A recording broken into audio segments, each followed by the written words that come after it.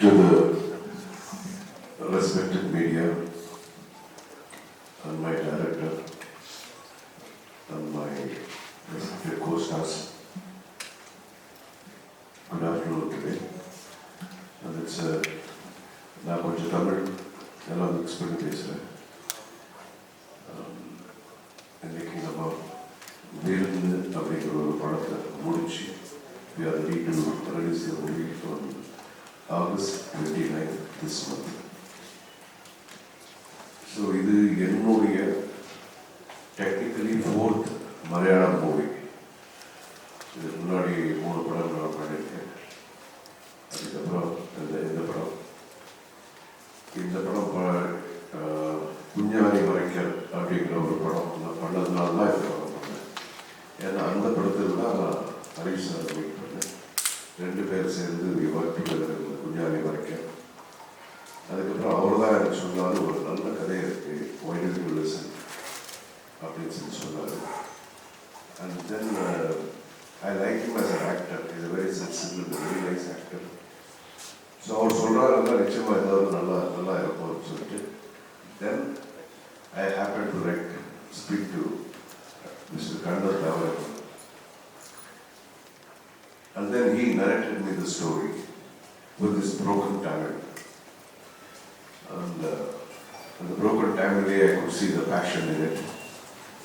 Then I thought, I decided to be the part of this movie. That's how it all started. And இதில் என்னுடைய character வந்து ஒரு consultant, financial consultant. அந்த financial consultant அப்படிங்கிறது இதோடு இத்தனை பேக்டர் மோர் தென் 180 films. யாரும் சொல்கிறது ஓகே பார்க்கலாம் எப்படி இருக்குது. அந்த அது அப்படியே சேஞ்ச் ஆகும். இப்படி இருந்த ஒரு கேரக்டர் என்ன ஆகும் என்ன பண்ணாலும். அண்ட் அஃப்கோர்ஸ் படத்தில் நான் இருக்கும்போது ஒரு ஆக்ஷன் அப்படிங்கிறது நிச்சயமாக இருக்குது. இது ஒரு 5-6 ஃபைட்ஸ் இருக்குது. ஜஸ்ட் பிகாஸ் ஆக்ஷன் வைக்கணுங்கிறதுக்காக இல்லை, நெசசிட்டி இருந்ததுனால அந்த மாதிரி. ஸோ நல்லா இது it's an action oriented, fully action commercial picture அப்படின்னு சொல்லலாம். அண்ட் த்ரில்லர், நல்ல ஒரு த்ரில்லர், இது சஸ்பென்ஸ் த்ரில்லர் அப்படின்னு கூட சொல்லலாம். அண்ட் சார் சொன்ன மாதிரி இதில் நிறைய ஆர்டிஸ்ட் இருக்காங்க. ஒரு இம்பார்ட்டன்ட் கேரக்டர் வந்து நிக்கி எம்ப்ராய்டரி பண்ணுறாங்க. அண்ட் சார் கேரக்டர் ரொம்ப பெரிய கேரக்டர்.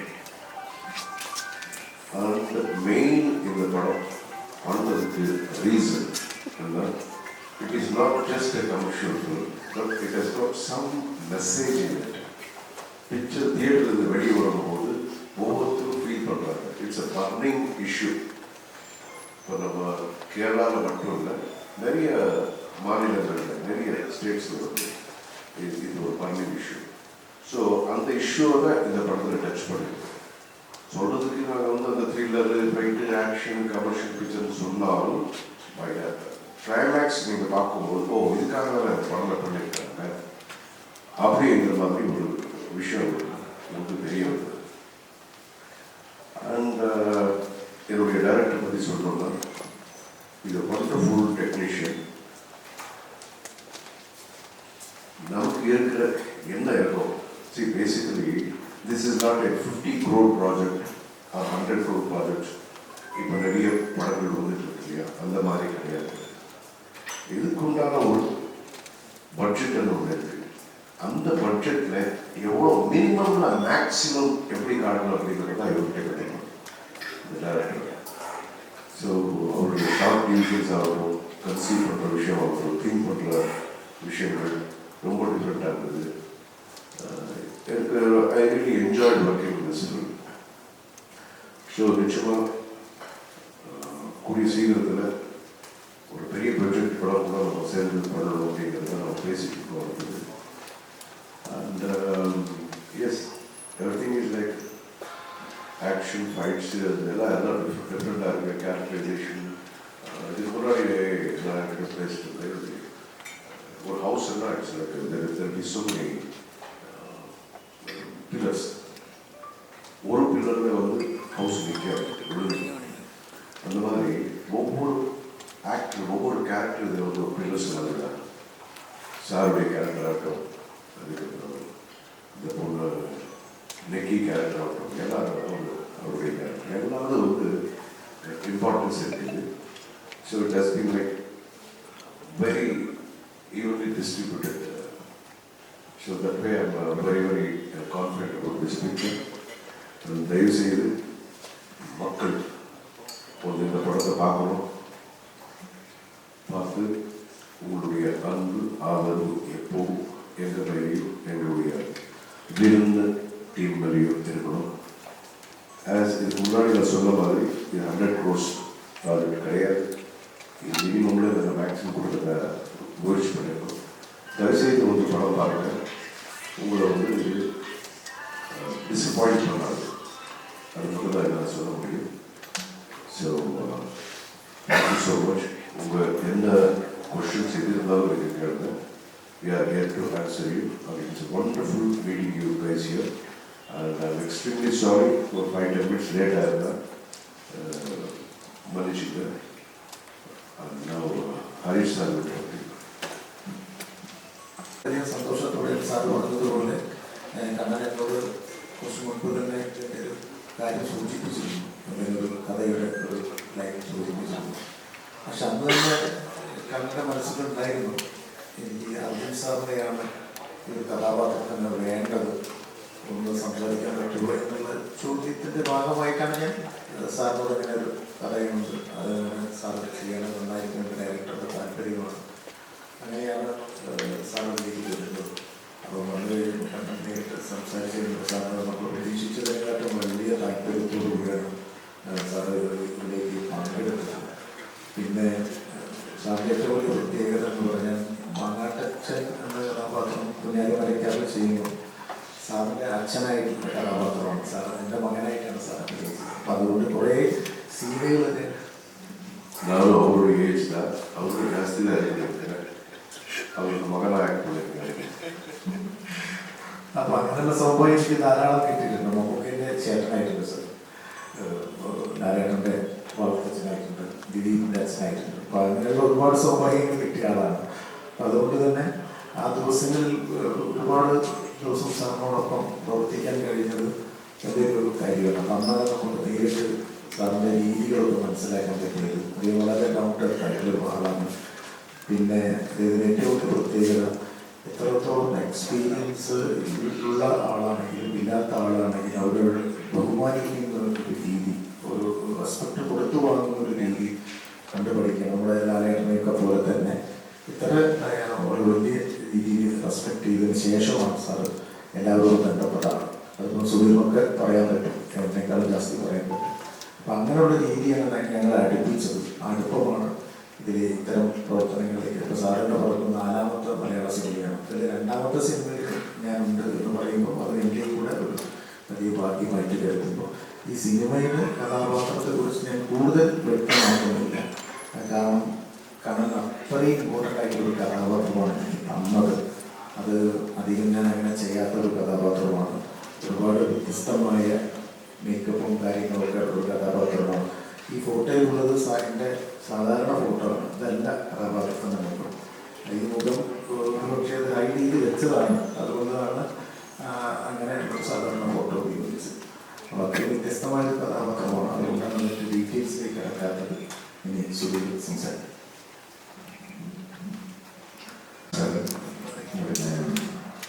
ഈ സിനിമയെ പറ്റി ഞാനൊന്നും പറയുന്നില്ല. പക്ഷേ ഈ സിനിമയിൽ ഞാൻ വരാനുണ്ടായ കാരണം അത് വളരെ യാദൃശ്യമാണ്.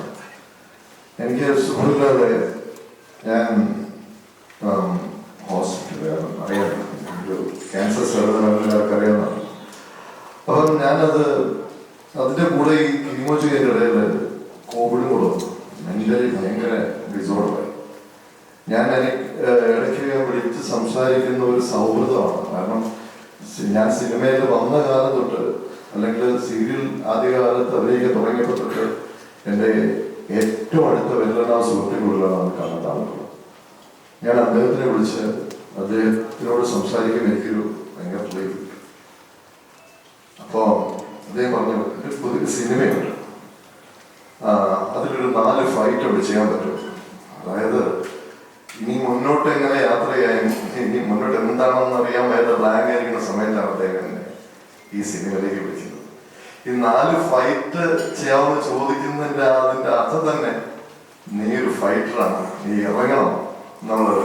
ഞാൻ എൻ്റെ കഥയെ പറ്റിയോ കഥാപാത്രത്തെ പറ്റിയോ ഒന്നും ഞാൻ ചോദിച്ചില്ല.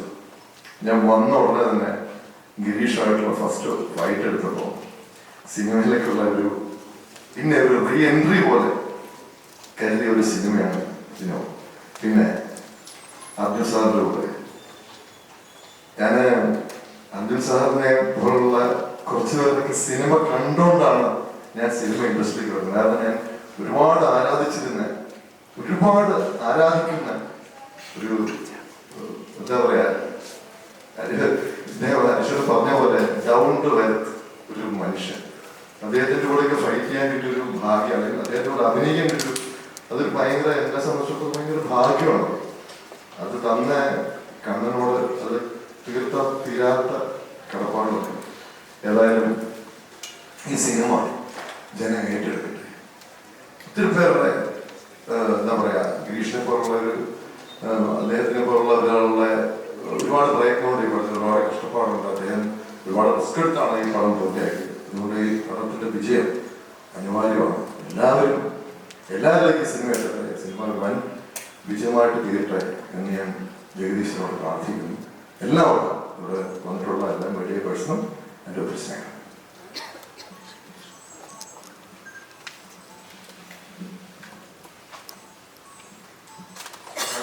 Malayalam.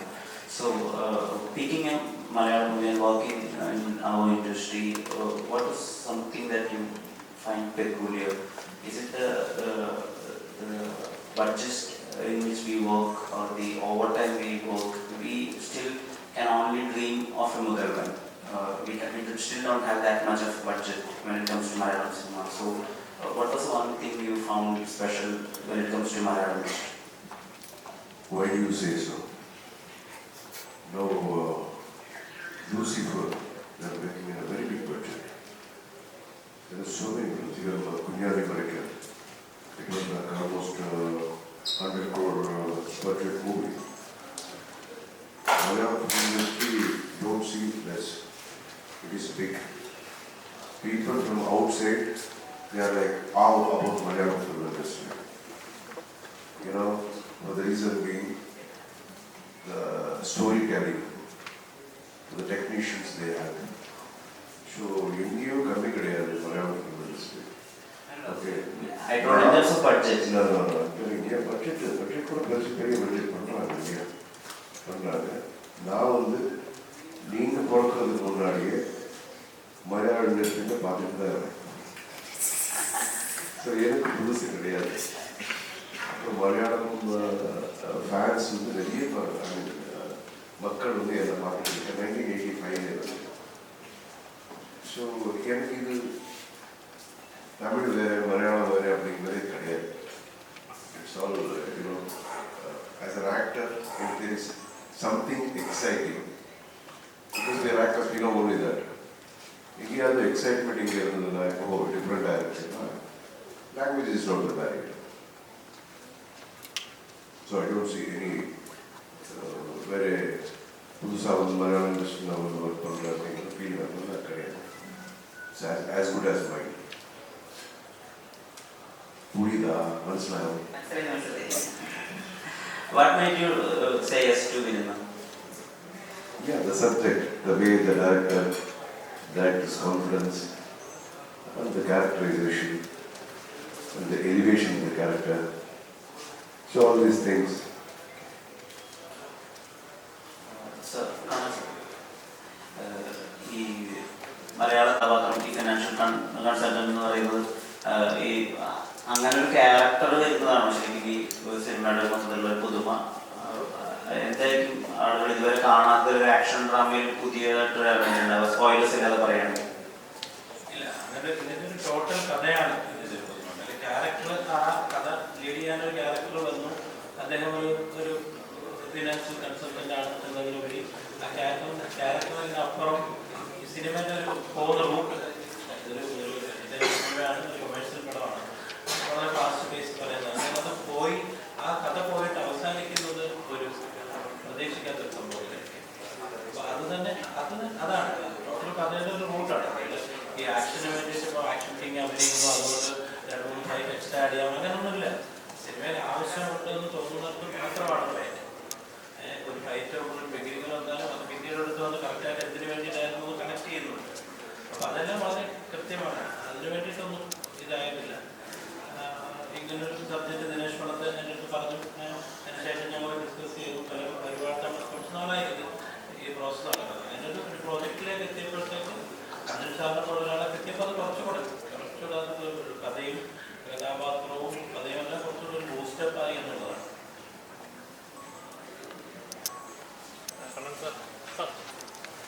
നോർമലി ഒരു കൊമേഴ്ഷ്യൽ ഫിലിം അല്ലെങ്കിൽ ഇങ്ങനത്തെ ഒരു ജോണർ സിനിമ ചെയ്യുമ്പോൾ അതിനകത്തൊരു മാസ് മസാല എലമെന്റ്സ് അതിനകത്ത് എന്തായാലും ഉണ്ടാവുമല്ലോ. ഫാദർ സാറിന്റെ ടൈറ്റിൽ തന്നെ ആക്ഷൻ അർജുൻ നിൽക്കുന്നതാണ് കാണിച്ചിരിക്കുന്നത്. അപ്പോൾ ഇതിന് മാത്രമല്ല 40 വർഷമായിട്ട് അപ്പൊ അങ്ങനെ ഉള്ളപ്പോൾ തന്നെ പ്രേക്ഷകർ എക്സ്പെക്ട് ചെയ്യുന്ന ഒരു ഇതുണ്ടാവുമല്ലോ. അത് സ്റ്റോറി കോംപ്രമൈസ് ചെയ്യുമ്പോൾ പല സൂപ്പർ താരം വരുമ്പോഴേക്കും അവർക്ക് വേണ്ടി എലമെന്റ്സ് ആഡ് ചെയ്യുമ്പോഴേക്കും സ്റ്റോറി പലപ്പോഴും കോംപ്രമൈസ് ആയി പോകാറുണ്ട്. ഇതിലെന്തെങ്കിലും കോംപ്രമൈസ് ആയി പോയിട്ടുണ്ടോ? ഇല്ല, ഇതിനൊന്നും കോംപ്രമൈസ് ആയിട്ടില്ല. വളരെ കൃത്യമായിട്ട് സാറിനോട് ആദ്യം പറഞ്ഞിരിക്കുന്ന സംഭവം തന്നെയാണ് നമ്മൾ ഫൈനൽ ചെയ്തത്. അത് സാറൊരു നല്ല ടെക്നീഷ്യനാണ്, ഒരുപാട് സിനിമ ഡയറക്ട് ചെയ്തിട്ടുള്ള ആളാണ്, റൈറ്ററാണ്. അപ്പോൾ പുള്ളിക്ക് കൃത്യമായിട്ട് അറിയാം ഓരോ സീക്വൻസും ചെയ്യുമ്പോൾ അത് എന്തിനു വേണ്ടിയാണ് എന്താണെന്ന് പറഞ്ഞു തന്നെയാണ്. അല്ലാതെ ഇപ്പോൾ നമ്മൾ ഈ സൂപ്പർ സ്റ്റാറുകൾക്ക് വേണ്ടി കോംപ്രമൈസ് ചെയ്യുന്ന അങ്ങനൊന്നുമില്ല. ഈ കഥയിൽ ആവശ്യമുള്ളത്. പക്ഷെ അത് അങ്ങനെ ഒരു ആക്ഷനിലൂടെ പല സീക്വൻസ് പറയുന്നത് കൊണ്ട് സാറായതുകൊണ്ട് നമുക്ക് അത് സിനിമയ്ക്ക് ഒരുപാട് ഗുണം ചെയ്തു എന്നുള്ളത് മാത്രമേ ഉള്ളൂ. ഈ പ്രേക്ഷകർ സ്വീകരിക്കുന്ന കഥാപാത്രങ്ങളോട് അറിയാ എന്ന് പറയുന്ന ഒരു കലാകാരനെ സംബന്ധിച്ച് വലിയൊരു കാര്യമാണ്. ഈ സിനിമയിലെ കഥാപാത്രം ഒരുപാട് ഡിഫറെന്റ് ആണ്. എനിക്ക് കമ്മിറ്റിയെ പൊതുവെ കാണുന്നതിനെ അതാണെന്ന് പറയായിരുന്നു. എപ്പോഴെങ്കിലും ആഗ്രഹിച്ചിട്ടുള്ള കഥാപാത്രമാണ് ഇങ്ങനെ ഒരു കഥാപാത്രം എനിക്ക് ചെയ്യണം അങ്ങനെ എപ്പോഴും തോന്നിയിട്ടുണ്ടോ? ഇല്ല, കാരണം അങ്ങനെ ആഗ്രഹിക്കാൻ എനിക്ക് ഇയാളെ പരിചയപ്പെടുന്നു. ഞാൻ ആഗ്രഹിക്കുന്നത് ഞാൻ ജീവിതത്തിൽ എവിടെയെങ്കിലും കണ്ട ഒരാളാണ്. ഞാൻ ജീവിതത്തിൽ എവിടെയും കാണാത്ത ഒരാളാണ് ഈ കഥാപാത്രം. പക്ഷേ ഇങ്ങനെയുള്ള ആളുകൾ കേട്ടിട്ടുണ്ടെന്ന് മാത്രമുള്ള അറിവ് എനിക്കുണ്ടായിരുന്നു. അപ്പോൾ പക്ഷേ ഈ കഥാപാത്രം വന്നു കഴിഞ്ഞപ്പോഴാണ് ഞാൻ അയാളെ കൂടുതൽ പരിചയപ്പെടുന്നതും പിന്നെ അയാളിലേക്ക് കിടക്കുകയൊക്കെ ഉണ്ടായത്. പക്ഷേ വളരെ ഡിഫറെൻ്റായിട്ടുള്ള മാനറിസവും കാര്യങ്ങളൊക്കെ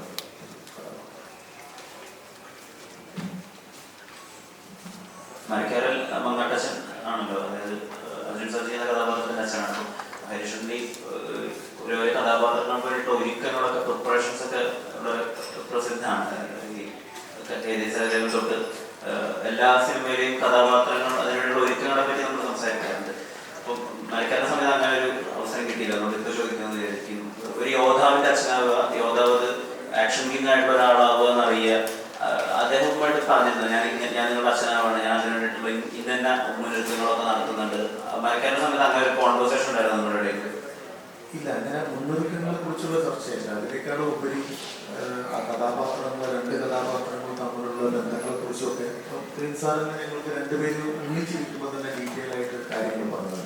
ഇന്ന സമയത്ത് എന്താണ് ഇയാളുടെ മൂഡ്, കാരണം അത് പറയാൻ കാരണം അയാൾക്ക് ഇങ്ങനൊരു ബാക്ക്ഗ്രൗണ്ട് ഉണ്ട് എന്നൊക്കെയുള്ള വിശദമായ ഒരു റിപ്പോർട്ടിങ് സാറിൻ്റെ ഭാഗത്ത് ഉണ്ടായതുകൊണ്ട് വളരെ ഈസി ആയിട്ട് അതിലേക്ക് കടന്നു പോകുന്നതാണ്.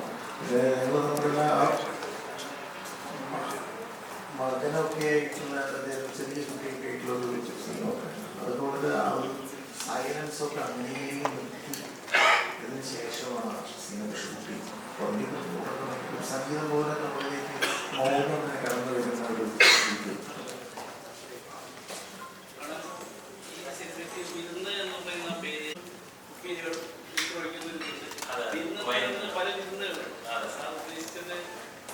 ആക്ച്വലി ഈ സിനിമ കണ്ടു കഴിയുമ്പോൾ ഈ സിനിമയ്ക്ക് ഏറ്റവും ബെസ്റ്റ് പേര് വിരുന്ന് തന്നെയാണെന്ന് തോന്നുന്നു. കാരണം ഈ കഥയുമായി കണക്ട് ചെയ്ത് ഒരു വലിയ വിരുന്നിലേക്ക് എത്തുന്ന ഒരു സംഭവമാണ്. അപ്പോൾ വിരുന്നിനെ പറ്റി ഡീറ്റെയിൽ ഇപ്പോൾ പറയാൻ പറ്റില്ല. പക്ഷേ സിനിമയ്ക്ക് അകത്ത് സിനിമയുടെ കണ്ടന്റുമായി ബന്ധപ്പെട്ട ഒരു പേര് തന്നെയാണ് വിരുന്ന്. I have directed about like 11 films, you have produced like 15 films, and we are listening some news that next film under your production, under your script, that film is being directed by Ananda Matur. Your next production in your own script after Martin, that film is being directed by Ananda Matur. Is that true? Yeah, we have so many plans. இதுக்கு முன்னாடியே he was supposed to direct my production. அப்போ வந்து கொஞ்சம் health இஷ்யூஸ்னால அவரால் பண்ண முடியல. Again he is back full ஆக்ஷனில் இறங்கியிருக்காரு. So we have so many things to plan. So அது ப்ராடக்டிவ் ஆகும்போது 100% will tell you எப்போ என்ன பண்ணுறோம். அது பெரிய ப்ரொடக்ஷனா? கதை என்ன கேட்குதோ அந்த கதை கேரக்டர் பெரிய ப்ரொடக்ஷன் தான் இருக்கும். Because he is one director, I believe and I trust that அவருடைய கேலிபர் வேற கேலிபர். அவர் சின்ன படம் தான் பண்ணிக்கிட்டு இருக்காரு. சரியான ஒரு கதை, சரியான ஒரு படம் ப்ராஜெக்ட் கொண்டு இஸ் எ பிக் டேரக்டர். இப்போ சின்னது நான் சொல்றது.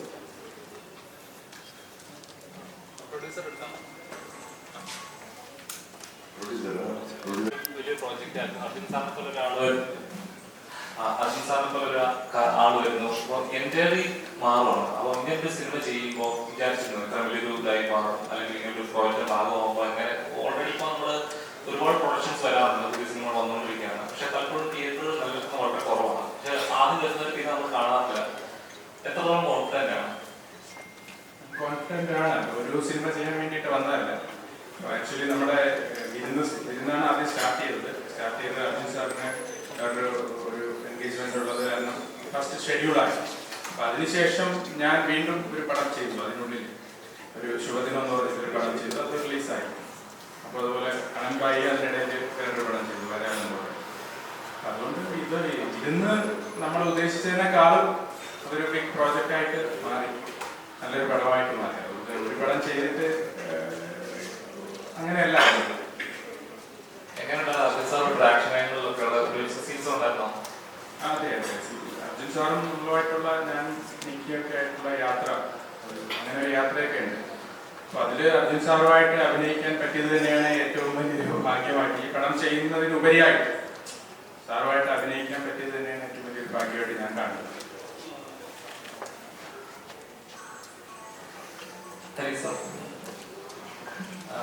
മലയാള സിനിമയുടെ ഏറ്റവും നല്ല വർഷങ്ങളിലൂടെയാണ് കടന്നുപോയിക്കൊണ്ടിരിക്കുന്നത് പറയുന്നത്. പക്ഷെ അങ്ങനെ ഉള്ളപ്പോൾ തന്നെ ഇന്നലെ ഇറങ്ങിയ ഹേമകൃത്യം ഇങ്ങോട്ടിന് ശേഷം എൻറ്റയർലി മാറിയിരിക്കുകയാണ്. എല്ലാവരും സംശയത്തിന് ആരുടെയൊക്കെ പേരൊന്നും അറിയില്ല, എല്ലാവരും സംശയത്തിന് മുൻനിരയിലാണ് നിൽക്കുന്നത്. എല്ലാവരും സോഷ്യൽ മീഡിയയിൽ ഇങ്ങനൊരു വിഷയം നടന്നുകൊണ്ടിരിക്കും തന്നെ മറ്റുള്ള ലാംഗ്വേജസ് പോലും പറയുന്നത് മലയാള സിനിമ അവർ റെഫർ ചെയ്യുന്നുണ്ട്, അവർ നോക്കുകയാണെന്നാണ്. ഇങ്ങനെ റിപ്പോർട്ട് വരുമ്പോൾ അത് എൻറ്റയർലി മാറും, അല്ലെങ്കിൽ മലയാള സിനിമയ്ക്ക് ഒരു ചിത്രക്കേടായി മാറും എന്ന് കരുതുന്നുണ്ടോ? ഒരിക്കലും തന്നെ ഇത് തിരിച്ചാണ്. കാരണം ഇങ്ങനെ ഒരു Hema committee report Indian cinema ചരിത്രത്തിൽ തന്നെ കേരളത്തിൽ നിന്നാണ് പുറത്തേക്ക് വരുന്നത്. അതുകൊണ്ട് ഇത് മറ്റ് സംസ്ഥാനങ്ങളിലൊന്നും ഇത്തരം വിഷയങ്ങൾ നടക്കുന്നില്ല എന്ന് അർത്ഥമില്ല. അതുകൊണ്ട് ഈ മാറ്റിവെക്കപ്പെട്ട ആ 70 പേജിലുള്ള വേട്ടക്കാരുണ്ടല്ലോ, അതിൻ്റെ തുടർച്ചകൾ പല സംസ്ഥാനങ്ങളിലും ഉണ്ട്. അവിടേക്കൊക്കെ ഉള്ള ആളുകൾക്കൊക്കെ ഒരു ഭയമാണ് ഉണ്ടാകുന്നത്.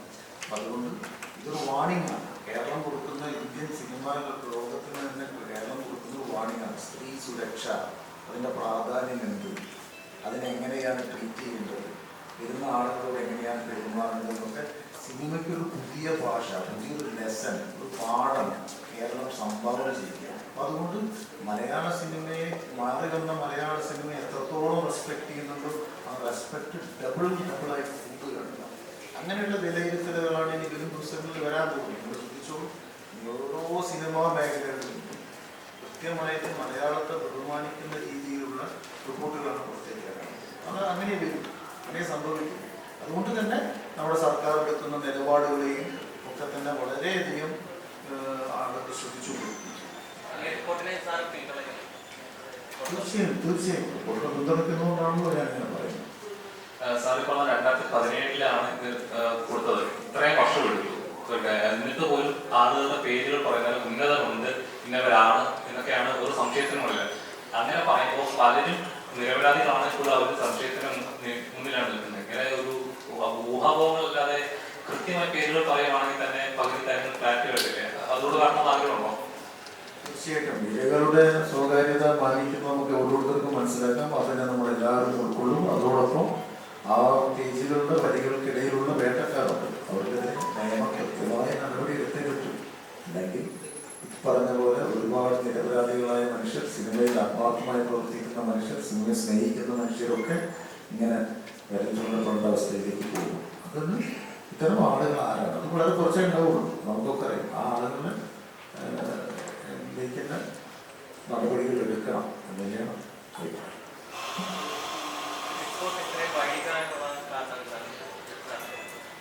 അത് വൈകാനുള്ള കാരണം എനിക്കറിയില്ല. പക്ഷേ വൈകേണ്ട റിപ്പോർട്ട് എന്തായാലും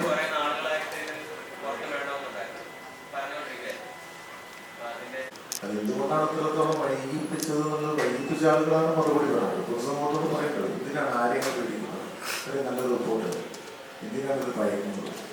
അത് ആ ഇടവേള തന്നെ പുതുതായിട്ട് കടന്നു വന്ന പെൺകുട്ടികളൊക്കെ സംബന്ധിച്ചോളം ഭയപ്പെടുത്തുന്നതാണ്. ഇനിയെങ്കിലും അത് മാറി വരണം.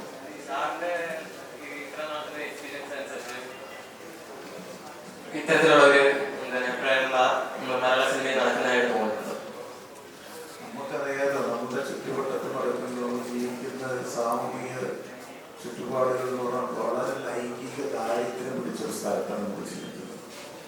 അതായത് ലൈംഗിക ദാരിദ്ര്യം, സെക്സിന്റെ പട്ടിണിയുള്ള സംഘത്തിൽ അവിടെ ഇതൊക്കെ ഉണ്ടാവില്ല എന്ന് ധരിക്കുന്നവരാണ് വീട്ടിൽ. ഉണ്ടാവാൻ നല്ല സാധ്യതയുള്ള ഒരു സ്ഥലം കൂടിയാണ് സിനിമ. കാരണം ആ സിനിമയിലേക്ക് നമ്മളൊക്കെ സിനിമയിലേക്ക് എത്തുന്നതിന് മുമ്പ് തന്നെ നമ്മൾ പല കഥകളും ആ കഥകളിലെയൊക്കെ യാഥാർത്ഥ്യമാണ് ഏമാൻ കമ്മിറ്റി റിപ്പോർട്ടുകൾ പുറത്തുള്ളത്. ഇത് തിലകൻ ചേട്ടൻ, ഞാൻ ഈ ഏമാൻ കമ്മിറ്റി റിപ്പോർട്ട് തിലകൻ ചേട്ടൻ്റെ ആത്മാവായിട്ടാണ് ഞാൻ കാണുന്നത്.